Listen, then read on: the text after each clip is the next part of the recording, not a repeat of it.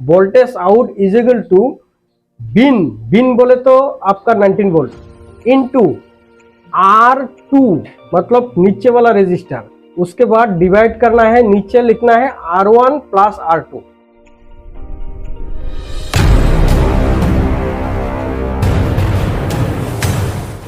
नमस्कार दोस्तों, कैसे हैं आप लोग?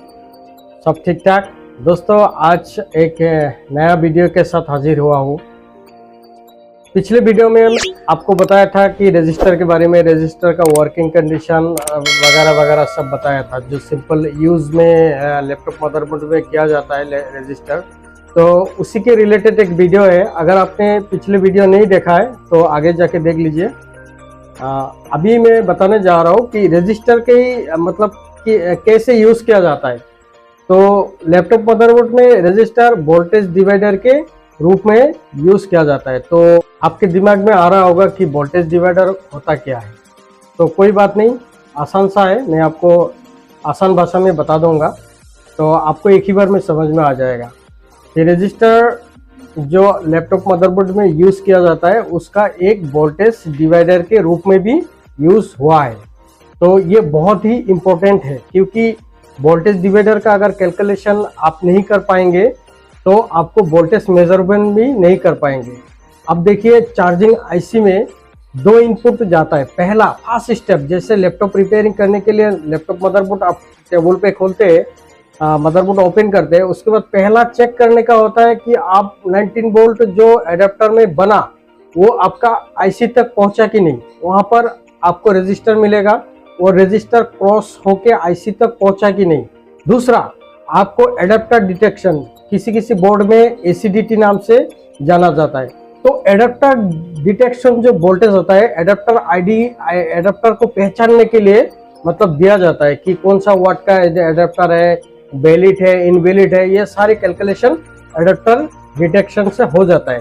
लेकिन इसको आपको आईसी में देने के लिए इसको डिवाइड किया जाता है। वोल्टेज जो हमारा चार्जर से 19 वोल्ट आ रहा है उसमें से आपको वोल्टेज को डिवाइड करेगा, यानी कम करेगा, कम करके जो एडाप्टर डिटेक्शन का जो सिग्नल होता है वहां पर दिया जाता है। एडाप्टर डिटेक्शन जिसमें आपको 3 वोल्ट से 5 वोल्ट दिया जाता है। तो उसमें कैसे होगा, तो दो आपको मैं बता देता हूँ कि वोल्टेज डिवाइडर जो है वो वोल्टेज को कम करने के लिए होता है, डिवाइड करने के लिए होता है। डिवाइड तो आप सबको मालूम ही है। वोल्टेज दो रेजिस्टर लगाएगा, एक ग्राउंड रहेगा और दूसरा बीसीसी रहेगा। बीसीसी आपको बता देता हूँ बीसीसी होता क्या है। जो वही है, नाम बदल गया है। आपका जो 19 वोल्ट है एडाप्टर से जो आपका 19 वोल्ट आपका निकल रहा है वही बीसीसी है। उसको आप रजिस्टर के एक टर्मिनल पे लगा देगा और दूसरा टर्मिनल जो है रजिस्टर 2 नंबर रजिस्टर से लगाया जाएगा। और 2 नंबर रजिस्टर आपको मस्ट भी ग्राउंड होना चाहिए। जब तक उसको ग्राउंड नहीं मिलेगा वो वोल्टेज डिवाइडर नहीं होगा। तो आपको समझा देता हूँ कि वोल्टेज डिवाइडर एक ऐसा रोल निभाता है कि वोल्टेज को डिवाइड करने का काम करता है। और ये जो है एसीडीटी में इनपुट किया जाता है और इसका एक फॉर्मूला है। जैसे आपको एसीडीटी में कितना वोल्ट चेक करेंगे, 5 वोल्ट, 3 वोल्ट, तो कैसे पता चलेगा आपको? तो एक इसका बिल्कुल आसान सा फॉर्मूला है। मैं इतना इंजीनियरिंग लैंग्वेज से नहीं आपको बता रहा हूँ, वो हमारे मतलब जैसे बेसिक में हम आपस में बातचीत करते हैं वैसे ही आपको बता रहा हूँ। आपको 2 रजिस्टर रहेगा, एक में आपको 19 वोल्ट दिया जाएगा। और हाँ, बता देता हूँ, किसी लैपटॉप में 12 वोल्ट का भी लैपटॉप आता है, 5 वोल्ट का भी आता है, जो आई वोल्ट का आता है उसको बीसीसी 5 वोल्ट ही माना जाएगा। उसमें अगर गलती से 19 वोल्ट डाल गया तो जाएगा फटाक से, कोई इशू नहीं है, वो आपको आ जाएगा, धीरे धीरे समझ में आ जाएगा। अभी मैं ये बताने जा रहा हूँ, जो पहला रजिस्टर है उसमें जो 19 वोल्ट जो चार्जर से दिया जाता है और नीचे वाला जो रजिस्टर है वो ग्राउंड रहेगा, तो उसमें से आपको 3 वोल्ट या 5 वोल्ट या 10 वोल्ट क्या निकलेगा, इसका एक आसान सा फॉर्मूला है। Voltage out is equal to bin into R divided by R1 plus R2। आपको लिख के समझा देता हूँ, समझ में नहीं आया होगा। Voltage out is equal to Vin, Vin बोले तो आपका 19 वोल्ट इंटू R2 मतलब नीचे वाला रजिस्टर, उसके बाद डिवाइड करना है, नीचे लिखना है R1 प्लस R2। समझ में आया? नहीं आया होगा। चलिए मैं बताता हूँ, आपको लिख के समझाता हूँ, ठीक है। और कहीं मत जाइएगा, स्कीमेटिक में भी दिखाऊंगा। अब जब यहाँ पर बताऊंगा आपको, और आपको लिख के भी बताऊंगा, और स्कीमेटिक डायग्राम में भी बताऊंगा, आपको 100% तुरंत कंसेप्ट क्लियर हो जाएगा। कोई टेंशन कहीं जाने की जरूरत नहीं है। आप देखिए, थोड़ा सा टाइम आपको देना पड़ेगा। आप इतना पैसा खर्चा करके इंस्टीट्यूट में जाके लैपटॉप रिपेयरिंग सीखते हैं, और बाहर आके डर लगने लगता है कि भाई मैं रिपेयरिंग कैसे करूं, डर लग रहा है होगा कि नहीं, मतलब ऐसे कंफ्यूजन में रहता है। तो कंफ्यूजन में मत रहिए, ये आसान है। आप सिर्फ हिम्मत करना है और थोड़ा सा टाइम देके वीडियो को देखना है। सिर्फ मेरा ही नहीं, जहाँ पर भी आपको सीखने को मिले, आपको लगे कि ये वीडियो मुझे सिखा रहा है, तो देखिए। अगर आपको समझ में नहीं आता है तो मैं आपको एक मौका ये दे रहा हूँ कि आप कमेंट सेक्शन में पूछ सकते हैं कि सर ये समझ में नहीं आया, तो मैं आपको बताने की कोशिश ज़रूर करूँगा। और मुझे नहीं लगता कि आप नहीं, मतलब समझने में कोई दिक्कत है, क्योंकि मैं इतना खुल के बता रहा हूँ। और सबसे अच्छा तो आपको free chip level repairing course आपका प्रोवाइड में करा रहा हूँ मैं अपने चैनल से के माध्यम से। तो आप लोगों का दुआ का दरखास्त करता हूँ, दुआ कीजिएगा मेरे लिए, कि ताकि मैं अच्छे वीडियो लाके जो आपका हेल्प आ सके, आपको रिपेयरिंग करने में आसान हो। आपको हर वीडियो में दूंगा, कुछ भी नहीं छुपाऊंगा, खुला प्यार, ठीक है ना। खुला प्यार करेंगे तो आपस में हमारा भाईचारा बढ़ते रहेगा, है ना। तो मैं थोड़ा मस्ती कर लेता हूँ, बुरा मत मानिएगा। चलिए ठीक है, मैं पीडीएफ में मैं बता देता हूँ क्या है नहीं है, ठीक है। आइए मैं पीडीएफ में लिख के दिखाता हूँ आप वोल्टेज आउट कैसे करेंगे, ठीक है। पीडीएफ में आइए दोस्तों।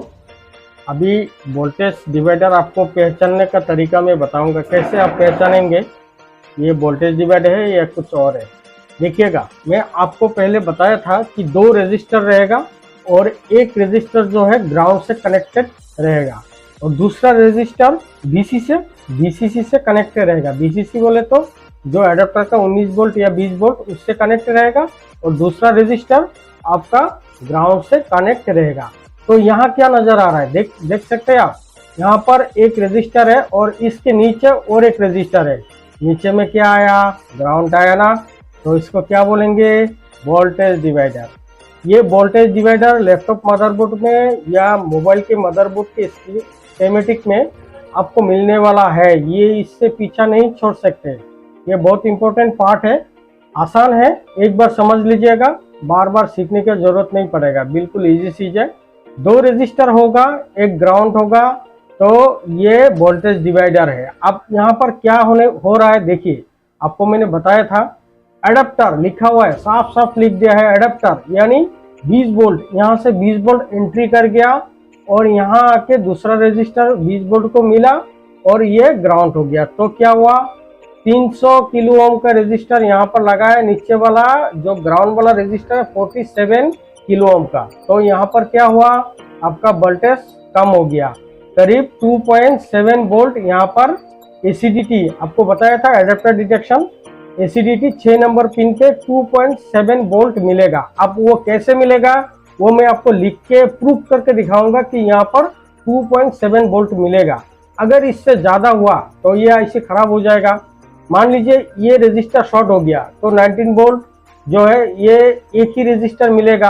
अब ये शॉर्ट होकर 19 वोल्ट सीधा एसीडीटी में एंट्री कर जाएगा। यहाँ से तो एसी इन बीसीसी तो आ रहा है 20 वोल्ट, इधर से भी आ रहा है, इधर से भी आ रहा है, तो ये ऐसी झेल नहीं पाएगा, खराब हो जाएगा।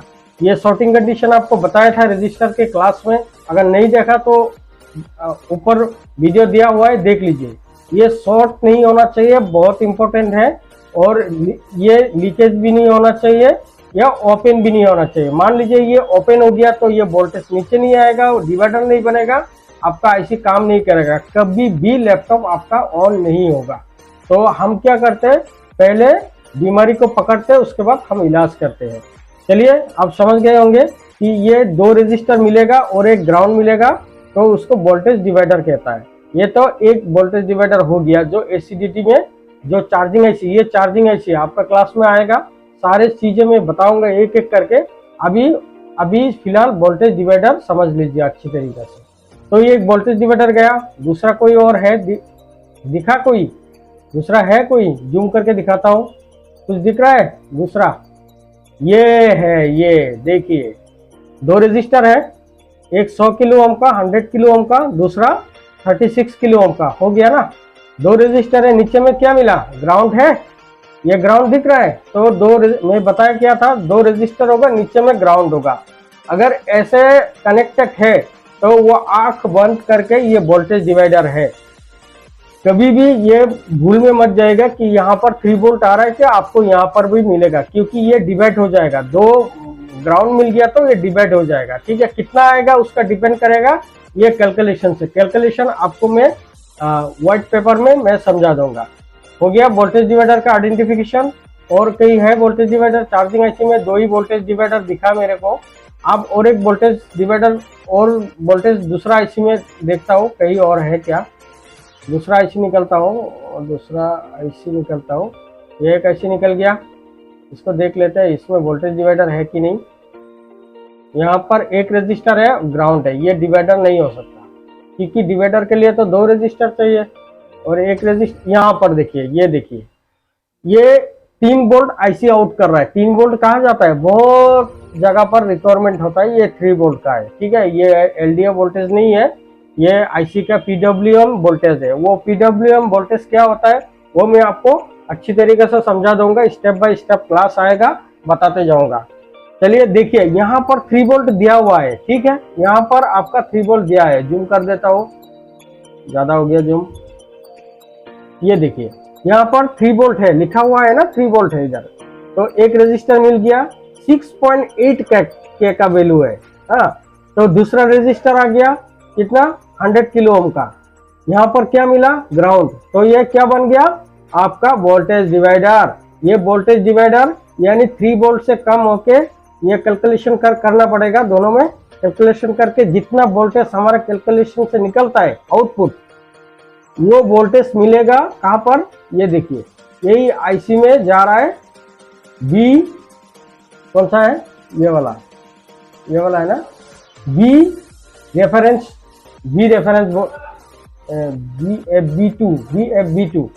VFB2 टर्मिनल पे 5 नंबर पे ये जा रहा है। और यहाँ पर जो कैलकुलेशन के हिसाब से वोल्टेज यहाँ पर दिया गया, इससे अगर ज्यादा हुआ या कम हुआ तो ये आईसी वर्क नहीं करेगा। चलिए ठीक है, और एक दिखाता हूँ वोल्टेज डिवाइडर। सारे बोर्ड में आपको वोल्टेज डिवाइडर मिलने वाला है, ये कभी पीछे नहीं छोड़ेगा। आपको अच्छी तरीके से ये याद करना है, पढ़ना है, थोड़ा मेहनत करना है। रिपेयरिंग करना है तो थोड़ा जानबूझ के करना पड़ेगा, वरना लैपटॉप रिपेयर नहीं हो पाएगा आपसे। मेहनत तो है, मेहनत का फल मीठा होता है, मेहनत करना पड़ेगा। यहाँ पर इस आईसी में वोल्टेज डिवाइडर नहीं है, रजिस्टर तो है लेकिन एक कैपेसिटर है, ये वोल्टेज डिवाइडर नहीं है। चलिए ठीक है, अब देखते हैं दूसरा, देखते हैं।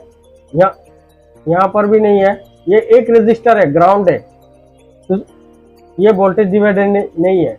अगर मान लीजिए वो आएगा, बाद में आएगा, आपको धीरे धीरे समझ में आ जाएगा। अगर यहाँ पर इस टर्मिनल पे ये जो सिग्नल है अगर ग्राउंड आ गया, देखिए यहाँ पर थोड़ा समझने वाली बात है, थोड़ा दिमाग दोहराना पड़ेगा आपको इधर। ये जो रजिस्टर दिया है इसको मान लीजिए R1, इसको मान लीजिए R2। अब इस टर्मिनल पे अगर ग्राउंड आ जाएगा तो ये वोल्टेज डिवाइडर बन जाएगा। राइट, समझ में आया कुछ? यहाँ पर लिखा हुआ नहीं है ग्राउंड है, लेकिन VCC ऐसे VID1 अगर ग्राउंड आ गया तो ये वोल्टेज डिवाइडर बन जाएगा। और वो ये आएगा, कैसे आएगा आगे के क्लास में आपको पता चलेगा। ठीक है, तो इसका कैलकुलेशन में बता देता हूँ। अगर कुछ डाउट रह जाता है तो आप बेझिझक मुझसे पूछ सकते हैं, मैं बता दूंगा इंशाअल्लाह। तो मैं आपको लिख के समझाता हूँ वोल्टेज डिवाइडर का। अब देखिए पहला वाला का फिर से निकलता हूँ मैं, चार्जिंग आईसी का है, चार्जिंग आईसी का निकलता हूँ। इधर गया, एक था ना इधर वोल्टेज डिवाइडर मिला था हमको। यहाँ पर देखिए ये जो वोल्टेज है इसको मैं आपको पेड में समझाऊंगा कि ये क्या कैलकुलेशन आ रहा है, मैं लिख के समझाता हूँ। ठीक है, अब आइए व्हाइट पेपर पे आइए, मैं दिखाता हूँ। दोस्तों आइए हिसाब किताब करते हैं, वोल्टेज डिवाइडर कैसे हिसाब किया जाता है। देखिएगा दोस्तों, ये एक फिगर मैंने बनाया चार्जिंग आईसी, ये चार्जिंग आईसी है, ठीक है।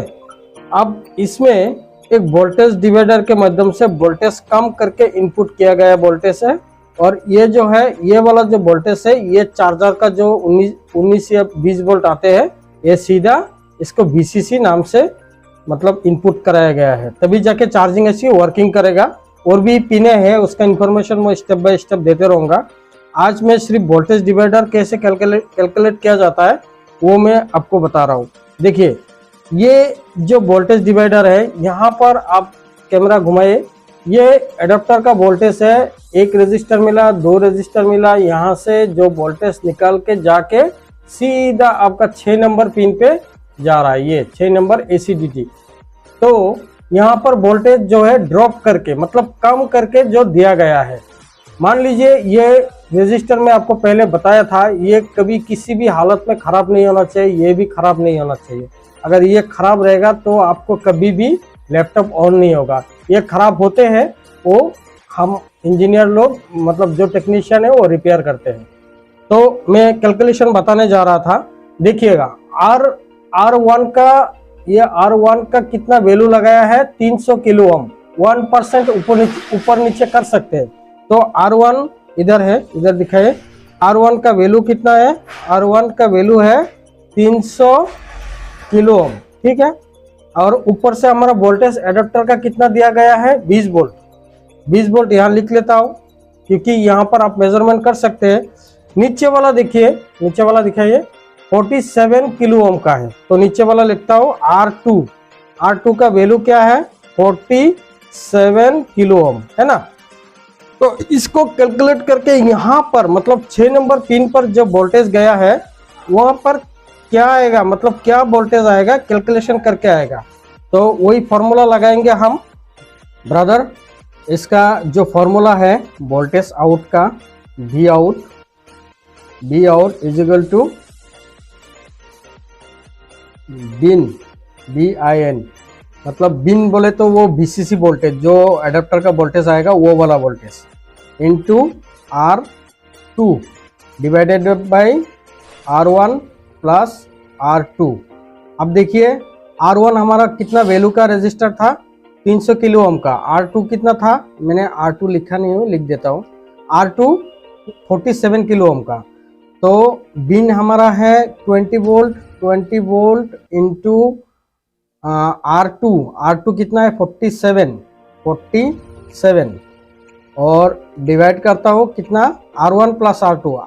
R1 300 है और R2 47 किलो ओम है, तो 347।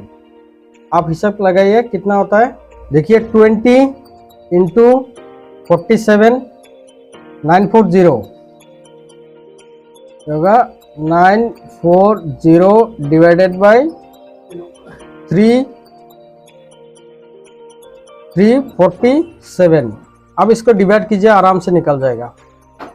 डिवाइड करता हूँ, 940 divided 347, 2.7 volt. This is the valid voltage for adapter detection ACDT। तो आपको पता चल गया कि कैसे निकल जाता है वोल्टेज, बिन into R2, R1 plus R2। अब यहाँ पर कुछ लॉजिक लगाया जाता है, आगे जाके पता लगेगा। यहाँ पर जैसे और एक रेजिस्टर हमने ऐड कर दिया, अगर और एक रेजिस्टर अगर ऐड कर दिया तो ये दोनों मिलके R2 कहलाएगा। अगर इस टर्मिनल पे अगर वोल्टेज चेक कर रहे हैं तो 2 ही काउंटिंग में आएगा और बाकी काउंटिंग में नहीं आएगा। तो ये दोनों को R2 माना जाएगा, इसको R1 माना जाएगा। और यहाँ से भी एक वोल्टेज निकलेगा तो ये दोनों को R1 माना जाएगा, इसको R2 माना जाएगा। दोस्तों ये एक वोल्टेज डिवाइडर बनाया मैंने, हालांकि अभी वोल्टेज डिवाइडर नहीं है क्योंकि ग्राउंड नहीं मिला। तो यहाँ पर एक लॉजिक क्या यूज किया जाता है कि यहाँ पर मान लीजिए एक ट्रांजिस्टर लगा दिया है और ये गेट है, और ये गेट जो कंट्रोल कर रहा है ये आईसी कंट्रोल कर रहा है। जैसे आपको सस्पी हैश कोई भी सिग्नल आईसी आपको कंट्रोल करना है। यहाँ पर ये वाले ट्रांजिस्टर का ये पिन आपका ग्राउंड रहेगा, GND ग्राउंड रहेगा। देखिए ये अभी वोल्टेज नहीं है, पूरा वोल्टेज डिवाइडर नहीं है। किस लिए नहीं है? ये डायरेक्ट आपका ग्राउंड से कनेक्ट नहीं हुआ है। जब ये आईसी एनेबल कर देगा इस गेट को, ये तुरंत शॉर्ट कर जाएगा। जैसे शॉर्ट कर दिया, ये ग्राउंड जाएगा ऊपर, और ऊपर जाके आपका GND ये ऊपर, ये वाला जो GND है ऊपर चला जाएगा। ऊपर चला जाएगा तो ये वोल्टेज डिवाइडर का वर्किंग करने लगेगा। तो इतना सही फंडा है, आपको लॉजिक मिल सकता है, वो घबराएगा नहीं, बिल्कुल आसान है। थोड़ा सा दिमाग लगाना है कि यहाँ पर कभी ऐसा होता है कि ये जो वोल्टेज आपको निकलता है इस गेट को एनेबल करने के लिए, वो वोल्टेज में बीच में वो ट्रैक कट जाता है। तो उस केस में क्या होता है, हम जंपर मार के कनेक्ट कर देते हैं। कनेक्ट करने से आपका जो ये ग्राउंड है ऊपर चला जाएगा। ऊपर चला जाने से आपको जो वोल्टेज डिवाइडर है प्रॉपर वर्क करने लगेगा। उम्मीद है आपको ये वीडियो जो है काफ़ी जानकारी मिला होगा वोल्टेज डिवाइडर के बारे में। अभी मैं आपको बता रहा हूँ, देखिए अभी डिजिटल इंडिया है, आपको सबको पता है कि वोल्टेज डिवाइडर अभी हाथ से तो हिसाब किया नहीं जाता है। एक एप्लीकेशन आता है, गूगल प्ले स्टोर में मिल जाता है, वो आपको डिस्क्रिप्ट के लिंक पे आपको दे दूंगा। उसमें से डाउनलोड करके आप वोल्टेज डिवाइडर कैलकुलेटर डाउनलोड कर लीजिएगा। तो उसमें आपका टाइम बचेगा और इतना हिसाब किताब हाथ से नहीं करना पड़ेगा। लेकिन आपको समझाने के लिए कि भाई ये हो कैसे रहा है, वो मैंने आपको बताया। तो अगर आप लैपटॉप रिपेयरिंग सीखना चाहते हैं, सीख चुके हैं, या आप सीखने के बाद आप डर रहे कि रिपेयरिंग करने में आपको कोई कुछ नहीं हो पाएगा। इंस्टीट्यूट से बहुत सारे स्टूडेंट में भी एक तरह ऐसा ही था कि जब नया नया था रिपेयरिंग करने में मुझे बहुत डर लगता था कि ऑन बूट मेरे को 80,000 70,000 का लैपटॉप कस्टमर मेरे को दे रहा है, तो अगर मैं उस बोर्ड को अगर मैं ठीक नहीं कर पाया तो क्या होगा। तो वो बिल्कुल टेंशन लेने की बात नहीं है, वो धीरे धीरे आ जाएगा। तो आज के लिए इतना ही है। नमस्कार।